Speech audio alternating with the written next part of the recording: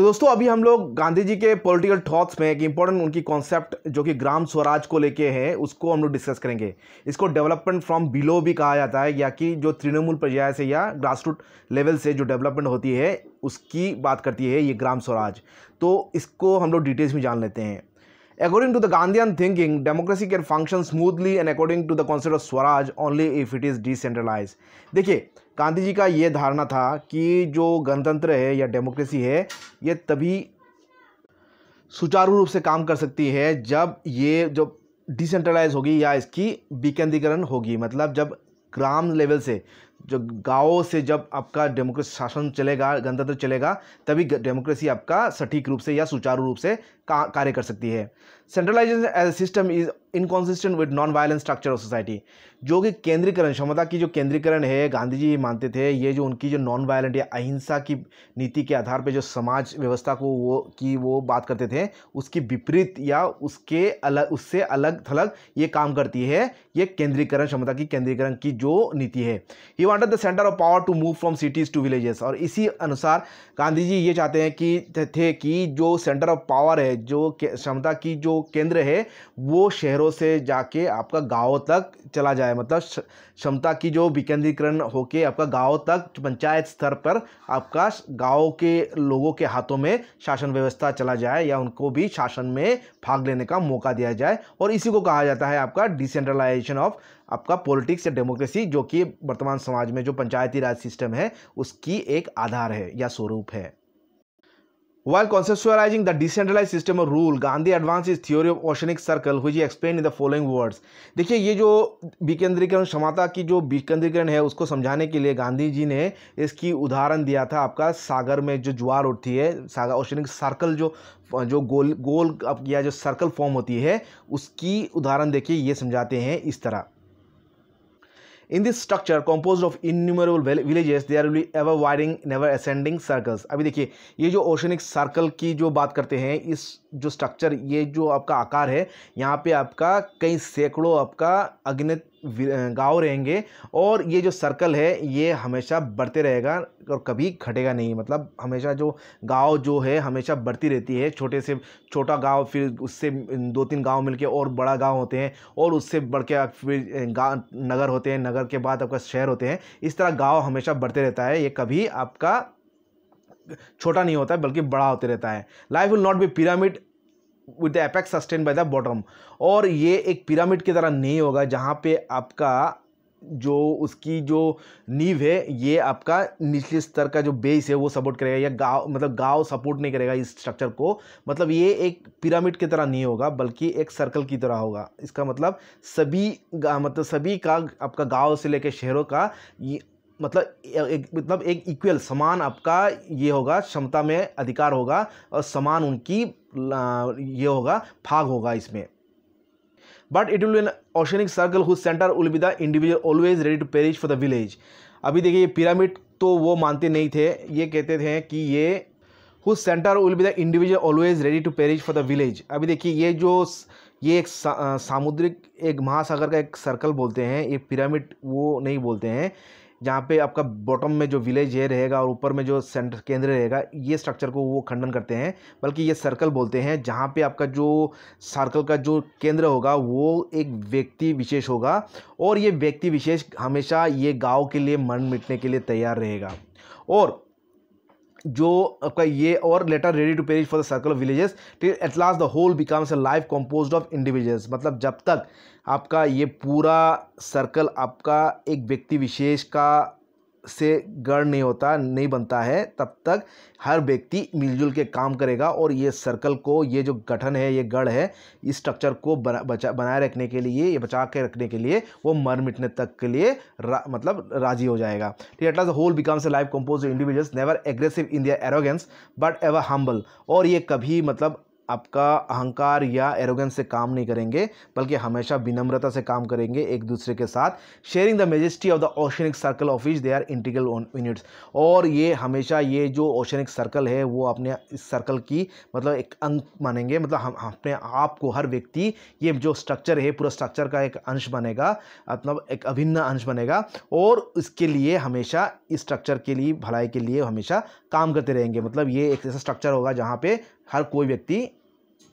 Sharing the majesty of the oceanic circle of which they are integral units, मतलब ये हमेशा अपने आप को गर्वित महसूस करेंगे। ये जो वो लोग मतलब ये स्ट्रक्चर के एक पार्ट के हिसाब से अपने आप को गर्वित महसूस करेंगे। तो ये था मतलब गांधी जी की मतलब जो विकेंद्रिक क्षमता की विकेंद्रीकरण की जो आकार को लेके या गठन को लेके उनकी धारणा। Therefore the outermost circumference will not will power to crush the inner circle but will give strength to all within and derive its own strength from it. देखिए अभी जो ये पिरामिड स्ट्रक्चर है जहाँ पे आपका जो केंद्र है आपका पूरे निचले स्तर के जो शासन है उसको बरकरार रखता है, बनाए रखता है और उसको दबा के रखता है, लेकिन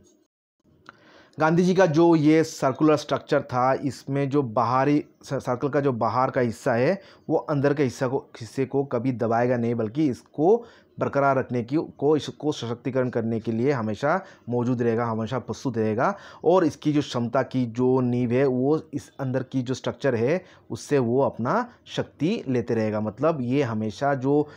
केंद्र सरकार है या वो हमेशा जो गांव की बॉटम जो एकदम आपका नींव का जो शासन है जो कि पंचायत है या जो भी विलेज लेवल या जो शहर के म्यूनिसिपैलिटी लेवल जो सरकार है उससे वो अपना शक्ति लेते रहेगा, उससे भी प्रभावित होते रहेगा। मतलब सब मतलब केंद्र सरकार, राज्य सरकार या पंचायत सब मिलजुल के काम करेंगे, मतलब कोई किसी को दबाएगा नहीं। Gandhi defended such A position even the cost of being called a utopian, और गांधी जी ने इस जो उनकी धारणा था ये जो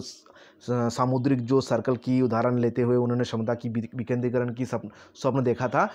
उन्होंने इसको हमेशा डिफेंड किया है। और भले ही लोग इसको काल्पनिक या मनगढ़ंत कहे फिर भी उसको उन्होंने सपोर्ट किया है। उन्होंने कहा था वो इस जो आधार है जो क्षमता की विकेंद्रीकरण की आधार है उस पर वो दृढ़ विश्वासी थे। I may be taunted with the retort that this is called utopian and therefore not worth a single thought. If Euclid's point, though incapable of being drawn by human agency, has an imperishable value, my picture has its own for mankind to live। अभी देखिए अभी जो ये geometrical जो धारणा वो कहते हैं एक सर्कमफेरेंस होगा, एक सर्कल होगा, उसका जो पूरे इनर सर्कल और आउटर सर्कल, अंदर का जो सर्कल होगा और बाहर का सर्कल है, सो मिलजुल के काम करेंगे। मतलब जो ग्रास रूट लेवल ऑफ जो गवर्नेंस है वो बाहर का जो आपका सेंट्रलाइज गवर्नेंस है वो सब मिलजुल के काम करें, कोई किसी को दबाएगा नहीं, कोई किसी को शोषण नहीं करेगा। तो ये बोलते हैं यद्यपि जो यूक्लिड की जो आपका पॉइंट था वो आपका कोई भी मानव, आपका साधारण मानव द्वारा इस पॉइंट को आपका मतलब इसको उदाहरण देना या उसके द्वारा ये मतलब एक्सप्लेन करना ये कठिन होगा भले ही, लेकिन जो आपका गांधी जी का तो हमें भले ही यूक्लिड की जो कॉन्सेप्ट थी, ज्योमेट्रिकल कॉन्सेप्ट थी, सर्कुलर कॉन्सेप्ट थी, उससे वो प्रेरित थे, बल्कि फिर भी गांधी जी ये मानते थे कि उनकी जो कल्पना है वो एक इम्पेरिशेबल है और ये मनुष्य के लिए मतलब अपने आप में एक मूल्यवान एक कॉन्सेप्ट है। मनुष्य की सर्वाइवल के लिए, मनुष्य की जीवन के लिए ये एक मूल्यवान एक मतलब कॉन्सेप्ट है, एक धारणा है, जो कि भले ही यूक्लिड से लिया गया हो, यूक्लिड से प्रभावित हो, उनकी ज्योमेट्रिकल कॉन्सेप्ट से प्रभावित हो, फिर भी ये मानवता के लिए एक मतलब मूल्यवान एक धारणा है। Let India live for this true picture though never realisable in its completeness. और इंडिया को, भारत को इस जो स्वप्न है, इस जो काल्पनिक जो छवि है, इसके आधार पे अपना बुनियाद रखना चाहिए। भले ही इसको संपूर्ण रूप से वास्तविक रूप में रूपांतरित करना वो मानते थे संभव नहीं है, फिर भी इसी आधार पे हमें हमारी सरकार या देश की शासन चलना चाहिए जो कि क्षमता की विकेंद्रीकरण के आधार पे हो। और इसी के आधार पे भारत की जो अमेंडमेंट हुई थी और जिससे जो पंचायती राज सिस्टम आई थी देश में या म्यूनिसिपैलिटी राज आई थी, ये गांधी जी की ही जो फिलोसफी थी उसकी सम्मान के आधार पे, उन्हीं की कॉन्सेप्ट की बुनियाद के आधार पे पंचायती राज सिस्टम को हमारे संविधान में एक इम्पॉर्टेंट एक उसको अध्याय माना गया है और इसको एक मतलब भारत की मतलब संवैधानिक उसको एक मान्यता दी गई है। अभी ग्राम स्वराज को लेकर अंत में गांधी जी क्या कहते हैं, the building blocks of democracy have to be villages. देखिए जो बिल्डिंग ब्लॉक्स, जो ईंट, जैसे कि घर बनाने के लिए जो ईंट रखी जाती है या नींव रखी जाती है उसकी आधार होता है ईंटें, उसी तरह जो डेमोक्रेसी की, जो गणतंत्र की जो बिल्डिंग ब्लॉक्स है वो होगा हमारे गांव गांव गांव गांव होंगे, वो ही हमारे गांव डेमोक्रेसी की बुनियाद रखेंगे, डेमोक्रेसी की ईंट की तरह या स्ट्रक्चर की तरह काम करेंगे। Gandhi ji wanted each village to have an annually elected panchayat to manage the affairs the village. और गांधी जी चाहते थे कि हर गाँव हम उनकी शासन के लिए, हाँ, उनकी जो आपस की जो भी अफेयर्स है, जो भी आपका मुद्दा है उसको सुचारू रूप से उसको चलाने के लिए पंचायत इलेक्ट करें हर साल। Etch village following the oceanic circle theory would be autonomous yet interdependent. और ये जो विलेज होगा, ये जो ओशनिक सर्कल थ्योरी है और ये जो सामुद्रिक जो सर्कल की बात करते हैं, ओशनिक जो सर्कल की बात करते हैं, इसके आधार पर जहाँ पे हर सर्कल, हर जो इनर सर्कल है, ये अंदर की जो सर्कल है वो अपने आप में स्वतंत्र होगा। इसी तरह हर विलेज जो होगा वो अपने आप में ऑटोनोमस होगा, अपने स्वचालित होगा और अपने आप के स्वाधीन होगा। As Gandhi argued, my idea of village Swaraj is that it is a complete republic, independent of its neighbors for its own vital wants and yet interdependent for many others in which dependency is a necessity। और अंत में गांधी जी कहते हैं उनकी जो ग्राम स्वराज की या village Swaraj की जो आइडिया है वो होगा एक कंप्लीट रिपब्लिक, मतलब हर गांव अपने आप में एक रिपब्लिक के एक मतलब अपने आप में एक रिपब्लिक की तरह काम करेगा, जो कि अपना जो पड़ोसी जो गाँव है उससे आपका स्वाधीन होगा और मतलब अपने आप कंप्लीट होगा, अपने आप की ज़रूरत पूर्ति के लिए दूसरे के अधीन नहीं होगा बल्कि स्वाधीन होगा। फिर भी एक दूसरे के कई अन्य चीज़ों के लिए, अन्य सामग्री के लिए जहाँ पे वो डिपेंडेंट हो, मतलब वो दूसरे गाँव से वो डिपेंडेंट होगा, मतलब दूसरे गाँव ये यद्यपि वो अपने आप में स्वतंत्र होगा, स्वाधीन होगा और स्वनिर्भर होगा, फिर भी वो दूसरे गाँवों से जो अपने आस पड़ोस के गाँव हैं उनके साथ तालमेल बनाए रखेगा, क्योंकि कुछ ना कुछ चीज़ों के लिए तो एक दूसरे से ज़रूरत पड़ेगा ही और उसके आधार पे एक दूसरे के साथ अच्छा और सौहार्दपूर्ण एक संबंध बनाए रखेगा। आपस में हर गाँव एक दूसरे गाँव से जुड़े रहेंगे, यद्यपि अपने आप में वो स्वाधीन, स्वनिर्भर और स्वचालन, मतलब अपने आप में ऑटोनोमस, मतलब स्वचालित एक सरकार अपने आप में होगा, अपना अपना पंचायत होगा, लेकिन फिर भी यद्यपि वो लोग आत्मनिर्भर होंगे फिर भी दूसरे गाँव से एक सौहार्दपूर्ण